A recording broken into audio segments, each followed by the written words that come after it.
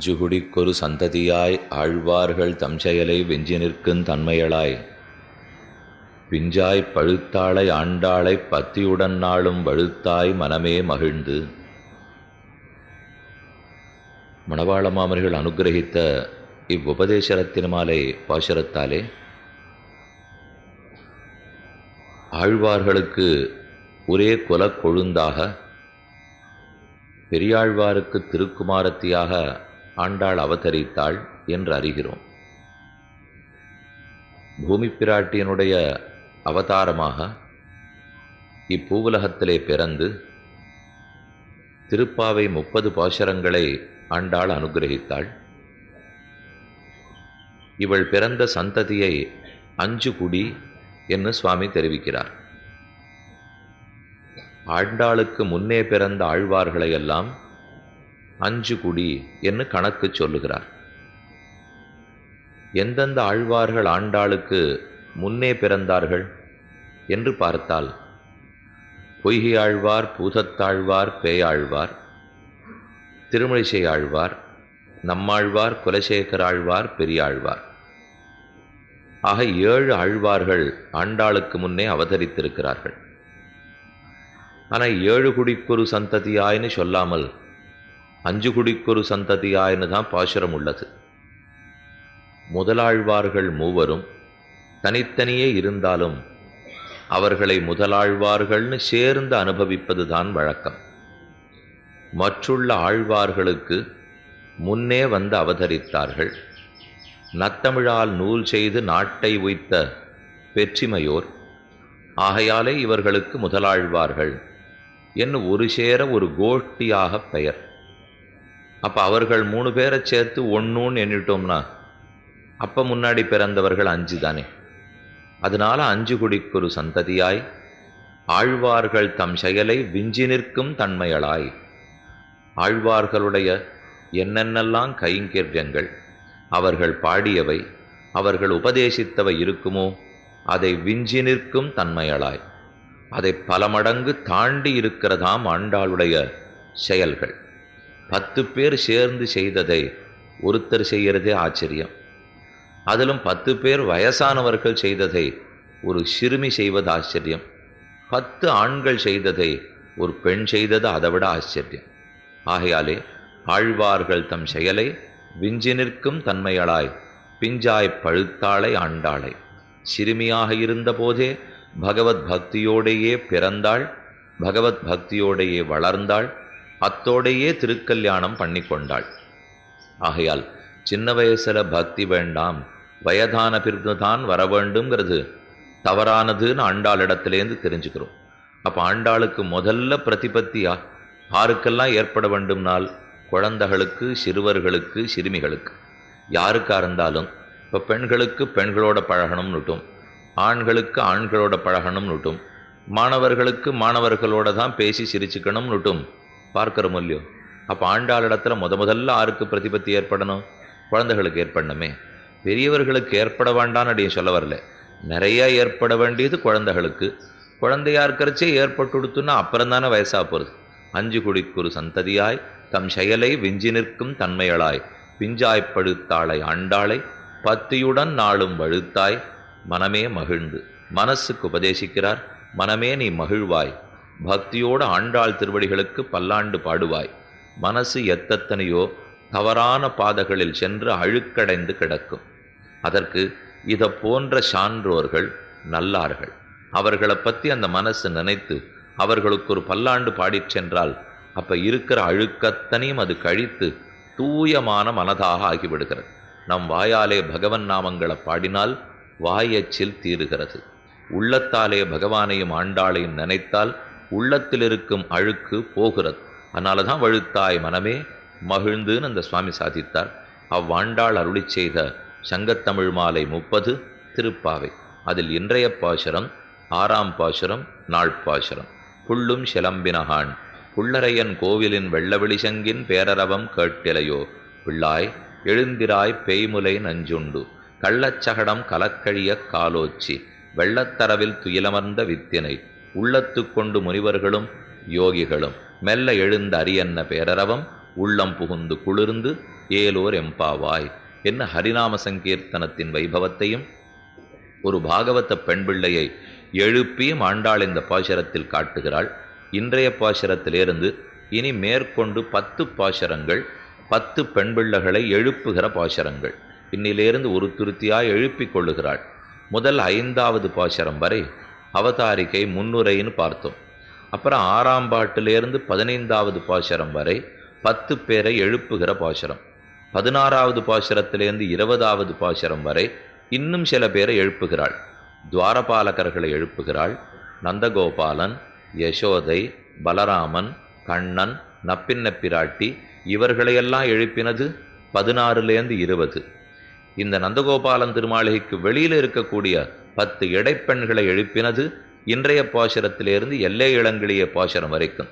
ஏன் கண்ணானுடைய அனுபவத்தை ஆசைப்பட்டவள், பதிம்மே குருதே நமகான்னு பிரார்த்தித்தவள். அப்ப நேர கண்ணனிடத்துல போக வேண்டியது. எப்போது கடிமணம் என்று கேட்டிருக்கலாமே. அதை விட்டு விட்டு இவர்களையெல்லாம் ஏன் தொழுது எழுப்புகிறாள்னால் இது ஒரு முக்கியமான அபிப்பிராயம். வேதம் வல்லார்களை கொண்டு விண்ணோர் பெருமான் திருப்பாதம் பணிந்துன்னு ஆழ்வார் சாதிக்கிறார். வணங்கீர்கள் மாயப்பிராந்தம் வேதம் வல்லார்களையே உணங்கல் கட கழுத உதராட்டங்கண்டென் பயன் வணங்கீர்கள் மாயப்பிரான் வேதம் வல்லார்களை. மாயப்பிரானுடைய வேதம் வல்லார்களையே உங்களுக்கு சுவாமிகளாக கொள்ளுங்கள், அவர்களையே தெய்வமாக கொள்ளுங்கள். ஆழ்வார் ரொம்ப ஆச்சரியமா ஒரு பாசுரத்திலே சாதிக்கிறார். சகி வெறிவிலக்கக்கூடிய பதிகம். ஆழ்வாருக்கு கன்னடத்திலே காதல். இப்போ இந்த திருப்பாவையிலே இந்த 10 பாசுரங்கள் ஏன் பிறந்ததுங்கிறதுக்கு காரணம் சொல்லிட்டு இருக்கேன். கொஞ்ச நேரம் ஆழ்வார் பாசுரத்தை சொல்லிட்டு விளக்கினா தான் இதன் அர்த்தம் தெரியும். இதோ திருவாய்மொழி கேட்டுன்னு இருக்கமோன்னு யாரும் பிரமிச்சுப்பட வேண்டாம். நான் ஆழ்வார் பாசுரத்திலே நாயிகா பாவத்தோடே பெருமானே எல்லாம்னு விசலேஷத்தில் துக்கப்பட்டு தரைப்பட்டு போனார். இந்த பெண்ணுக்கு கல்யாணம் பண்ணி வச்சுட்டா இந்த வியாதி சரியா போயிடும் என்று தாய்மார்கள் தப்பா புரிஞ்சு விட்டார்கள். இவளுக்கு கல்யாணம் பண்ணி வைக்கணும், ஆனா இவா நினைக்கிற பிள்ளைகளோட அல்ல. கண்ணனுடைய திருக்கல்யாணமானால் உடம்பு சரியா போயிடுங்கிறது தெரியாமல் இவளை பிடிச்சின்னு இருக்கிறது சாமானிய பூதமோ காமப்பேயோ காதல் பிசாச்சோ அல்ல. இதை மகாபூதமாக கண்ணன் பிடித்திருக்கிறான். இந்த உண்மை தெரிஞ்சுக்காமல் பிள்ளை பார்க்கறதுக்காக ஆரம்பிச்சுட்டா. ஆனா ஒண்ணு இந்த பெண்ணு தேர்றதா தெரியல. ஆகையாலே கட்டுவிச்சி குரத்திகளை கூட்டு அவர்கள்லாம் குறி சொல்றவர்கள். மெய்யே கட்டுவிச்சி சொல், இந்த பெண்ணுக்கு என்ன வியாதி பிடிச்சிருக்குன்னு சொல்லு அப்படின்னு கேட்டுண்ட உடனே கட்டுவிச்சி வந்தாள். திருமங்கியாழ்வார் ஒரு பாசுரத்தில் தெரிவிக்கிறார். சீரார் சுளகில் சிலனல் பிடித்தெரியா வேரா விதிர்விதிரா மெய்சிரிரா கைமோவா பேர் ஆயிரமுடையான் என்னாள் பெயர்த்தே எங்காரார் திருமேனி காட்டினாள் கையதுவும் சீரார் வலம்புரியே என்னாள் என்று பரகால நாயகி காலத்திலேயும் ஒரு கட்டுவீச்சு வந்திருக்கா. நம்மாழ்வார் பராங்குஷ நாயகி காலத்திலேயும் கட்டுவீச்சு வந்திருக்கா. ஆனால் 2 பேருக்கும் ஒரு வித்தியாசம் இருந்திருக்கு. நல்ல ஸ்ரீவைஷ்ணவ கட்டுவீச்சியா திருமங்கியாழ்வாருக்கு வந்தாள். ஆனால் அவைஷ்ணவ கட்டுவீச்சியாக பராங்குஷ நாயகிக்கு வந்தாள். ஏன் அப்படி சொல்றாருன்னா அவரே அப்படி சொல்லியிருக்கார். என்னத்துக்கு ஆங்கோர் கள்ளும் இறைச்சியும் கொண்டு தூவேன் மின். இந்த பராங்குஷ நாயகி காலத்தில் வந்த கட்டுவீச்சி கள்ளு வேணும்னு கேட்டாள், இறைச்சி வேணும்னு கேட்டாள். ஒரு முறம் கொண்டாங்கோ, நெல்லு கொண்டாங்கோ, கள்ளு கொண்டாங்கோ, இறைச்சி கொண்டாங்கோ. இந்த தாய்மார்கள் அதை கூட தடுக்காம கொண்டு வச்சுட்டா. இந்த பெண்ணோட வியாதி எப்படியானு தீர்ந்தா தேவலே, அதை கண்டுபிடிச்சுடன்னு கொண்டு வச்சா. அவ சீரார் சுளகில் சிலநெல் பிடித்தெரியா. சுளக எடுத்து முறத்தால் அப்படி புடைச்சா, அதில் நெல்லை தூக்கி போட்டா. ஆங்கோர் கள்ளும் இறைச்சியும் கொண்டு தூவேன் மின் ஆடேன் மின். கள்ள தூவுறா, இறைச்சியை தூவுறா. இதெல்லாத்தையும் பண்ணி இந்த பொண்ணுக்கு எந்த தெய்வம் பிடிச்சிருக்கு அப்படின்னு பார்க்கறதுக்கு முயற்சி எடுத்துட்டு இருக்கா. இது ஒரு பக்கம் நடந்துட்டு இருக்கு. அப்பதான் பராங்குஷ நாயக்கினுடைய தோழி அவ உள்ளவரா என்ன நடக்கிறதுன்னு சுற்றுமுற்றும் பார்த்தாள். நடக்கிறத தெரிஞ்சின்றாள். பகவன் நாமத்தை தவிர, வைஷ்ணவ பதார்த்தங்களை தவிர, சாத்விகமான பதார்த்தங்களை தவிர இந்த பெண்ணு கண்ணுல எது பட்டாலும் முடிந்தே போவள் அப்படிங்கிறது அந்த தோழிக்கு நன்னாவே தெரியும். அது பெற்றவர்களுக்கு தெரிஞ்சிருக்க வேண்டாமா? என்ன பண்றோம்னே தெரியாம இவா பண்ணிட்டு இருக்காளே. வேற பிள்ளை பார்த்ததே தப்பு, அதுக்குன்னு ஜோசியக்காரால கூட்டது இன்னொரு தப்பு, வந்தவளும் கண்ட கண்ட பதார்த்தத்தை உபயோகப்படுத்துறது இன்னும் தப்பு. இதை முதல்ல தடுக்கலே பராங்குஷ நாய்க்கு இழந்து போயிடுவோம் அப்படின்னு அந்த சகி தெரிந்து கொண்டு அப்ப தாய்மார்களை பார்த்து சொல்லுகிறார். உணங்கள் கெட கழுத உதடாட்டம் கண்டென் பயன். நீங்க எதையோ காப்பாத்துறதா நினைச்சிருந்து எதையோ இழந்து கொண்டிருக்கிறீர்கள், யோசியுங்கள். இது வேடிக்கையான சரித்திரம். உணங்கள் கெட கழுத உதடாட்டம் கண்டன் பயன்னா, ஒருத்தி நெல் உணர்த்திருந்தா வெளியில் எங்கேயோ போயிட்டு வரணும். போயிட்டு வரத்துக்குள்ளே கழுதை வந்து சாப்பிட்டுட்டு போட போகிறேங்கிறதுக்காக அவளுடைய பெண்ணு 12 வயசு பொண்ணு அந்த பொண்ணை நிறுத்தி வச்சு கழுதை வந்து சாப்பிட்டுட போகிறது பார்த்துக்கோ அப்படின்னு சொல்லிட்டு அவள் போயிட்டு திரும்பி வந்து பார்த்தா நல்லா காணும். பெண்ணிடத்துல பெண்ணே பார்த்துக்க சொன்னேனே ஒன்னேன்னு கேட்டா. கழுதை வந்தது சாப்பிட்டுதே அப்படின்னு பொண்ணு சொன்னான். அதைத்தானே பார்த்துக்க சொன்னேன்னு இவ கேட்டா. அதைத்தானே பார்த்துட்டு இருந்தேன்னு விட்டாவு. கழுதை வந்தா சாப்பிட்டுட போகிறது பார்த்துக்கோன்னு நீ சொன்னியோ இல்லையோ பார்த்துருந்தேன். ஏன் அதை சாப்பிட்றத ஓட்டலையான்னா அந்த நெல்லை சாப்பிடச்சே கழுதையோட வாய் எவ்வளவு அழகா அப்படி போயிட்டு வந்து தெரியுமோ அதை பார்த்துட்டே நெல்லு போனதை விட்டுட்டேன். கழுதை உணங்கல் கெட நெல்லு கெட கழுதை உதடாட்டம் கண்டென் பயன். கழுத உதடாட்டத்தை கண்டு பயனில்லை. அதே போல இப்ப எதுக்கு இந்த விஷயத்தை இந்த பக்கத்தில் இருக்கிற தோழி சொல்லுகிறாள் என்னால் நீங்க ஏதையோ காப்பாற்ற போறதா நினைச்சிருந்து எத்தையோ இழந்து கொண்டிருக்கிறீர்கள். இந்த கட்டுவீச்சு வந்து இந்த தெய்வந்தான்னு சொல்லி கண்டுபிடிக்கிறதுக்குள்ளாக உணங்கல் கட்டுடும் பராங்குஷனாய்க்கு போயிட போறா. அதை பார்க்காம கட்டுவீச்சு என்ன சொன்னால்னு போய் பார்த்துட்டு இருக்கீங்களே, பின்ன நாங்க என்னதான் பண்ணணும்? பெண்ணுக்கு வியாதியும் சரியா போக மாட்டேங்கிறது, நீயும் என்ன வழின்னு சொல்ல மாட்டேங்கிற. வழி சொன்னால் தானே நாங்க அதுக்கு பரிகாரம் தேடுவோம் என்று தாய் சொல்ல அப்பவ சொல்றா, உணங்கள் கட கழுத உதடாட்டம் கண்டேன் பயன் வணங்கீர்கள் மாயப்பிரான். வணங்கீர்கள் போய் ஒன்று செய்யுங்கோ, பாகவதோத்தமர்களை சேவித்து அவர்களுடைய ஸ்ரீபாத தூளியை கொண்டு வந்து இந்த பெண்ணனுடைய தலையிலே இழிச்சுங்கள். அது ஒண்ணுதான் இந்த பெண்ணு முன்னேறத்துக்கு வழியே தவிர அதை தவிர இவ வியாதிக்கு மருந்து கிடையாது. பிராமண பாதபாம்சவகான்னு சொல்லுவார்கள்.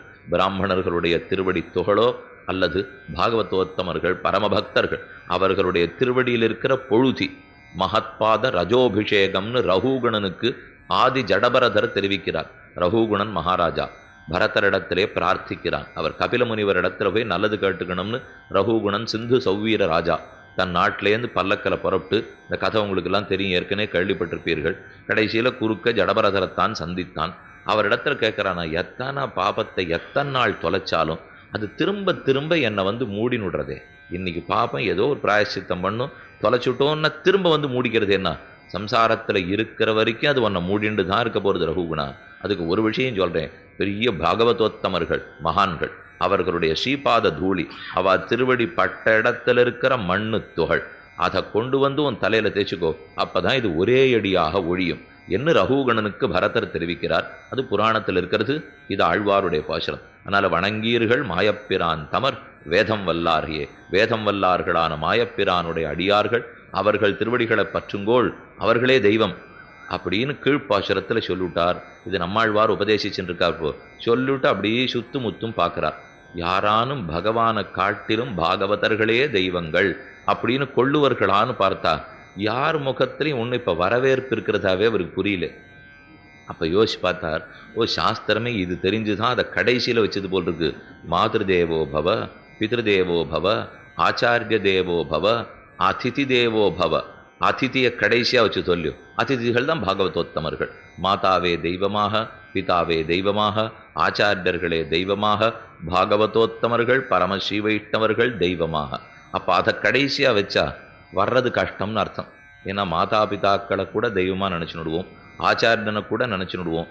மற்றொரு ஸ்ரீ வைஷ்ணவன் பாகவதன் சேவிக்கிறோம், நம்மாட்டம் தானே இருக்கார், நம்மாட்டம் தான் சாப்பிட்றார், நம்மாட்டம் தான் திருமட்டுக்கிறார், நம்ம போலவே தான் வேட்டி கொடுத்துக்கிறார்.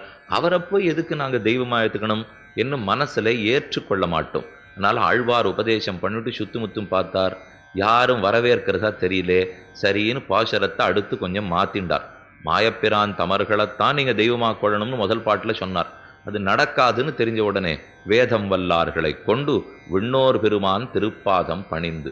சரி, உங்களால் பாகவதர்களையே தெய்வம்னு வச்சுக்க முடியாட்டா, தெய்வத்தை பிரார்த்திக்க போகும்போது, தெய்வத்திடத்திலே அடைய போகும்போது இவர்களை முன்னிட்டு கொண்டாவது அடையுங்கள், அதையாவது செய்யுங்கள்.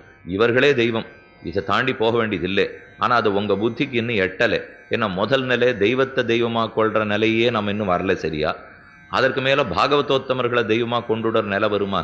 ஆகையால் ஆழ்வார் நமக்குன்னு கொஞ்சம் குறைச்சிண்டார் பாசுரத்தை. வேதம் வல்லார்களை கொண்டு விண்ணோர் பெருமான் திருப்பாதம் பணிந்து.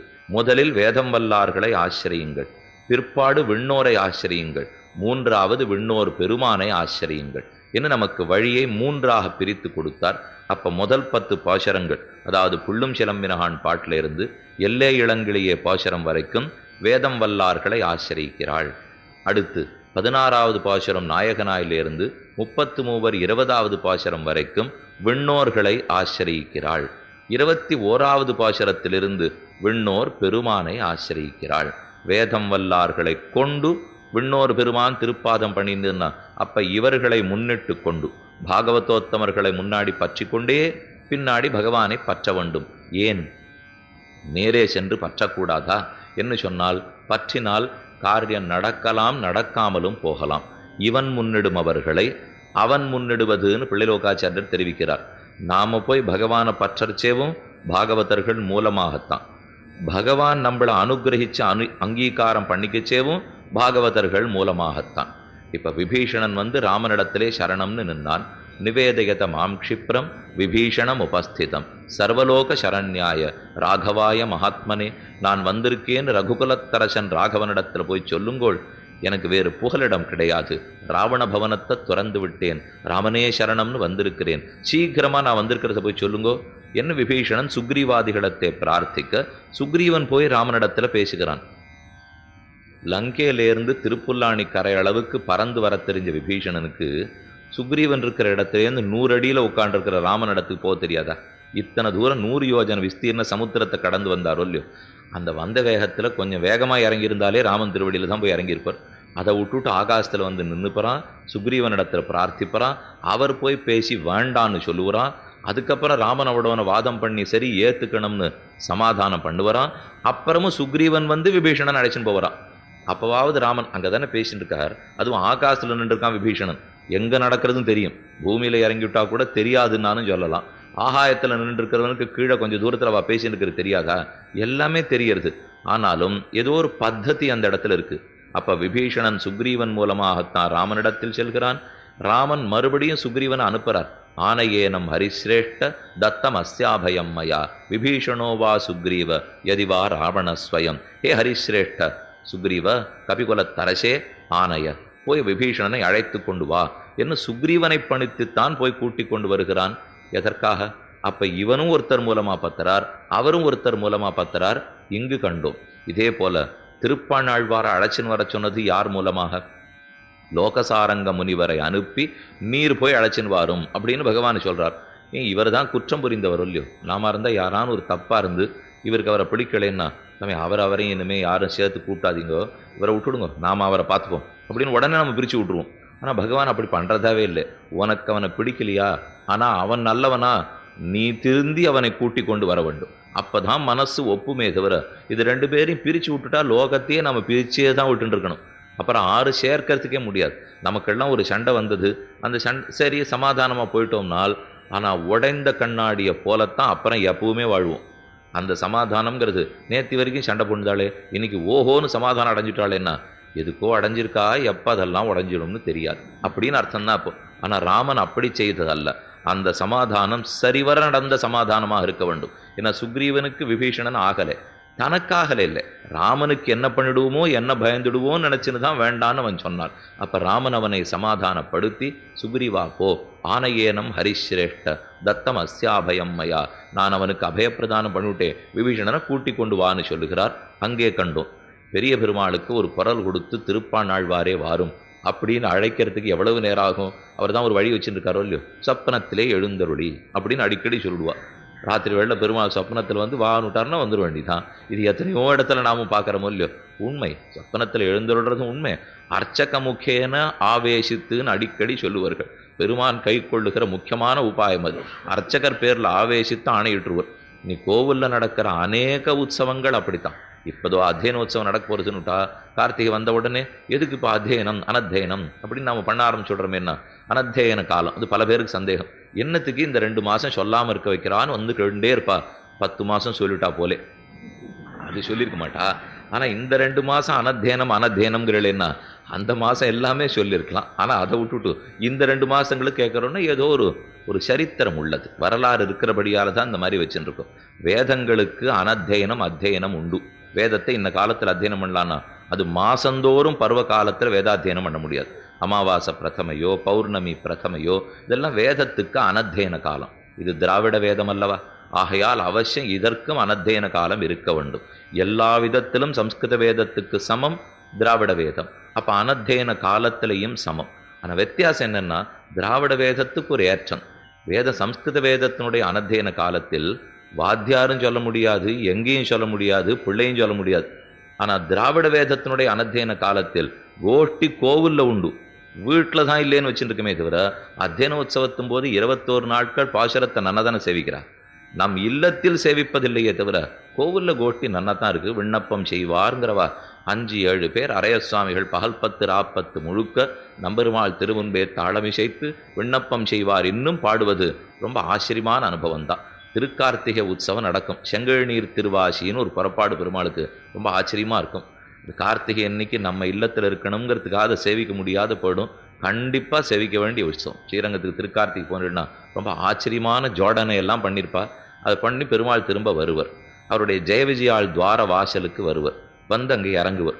இறங்கறச்சே அவருக்கு திடீர்னு திருவுள்ளத்தில் தோணிப்படும், நம்ம ஆழ்வார் திருநகரி நம்மாழ்வாரை கூட்டின் வந்து அத்தியனோத்சவம் கண்டருள வேணும் அப்படின்னு அவர் திருவருடத்திலே கொள்ளுகிறார்.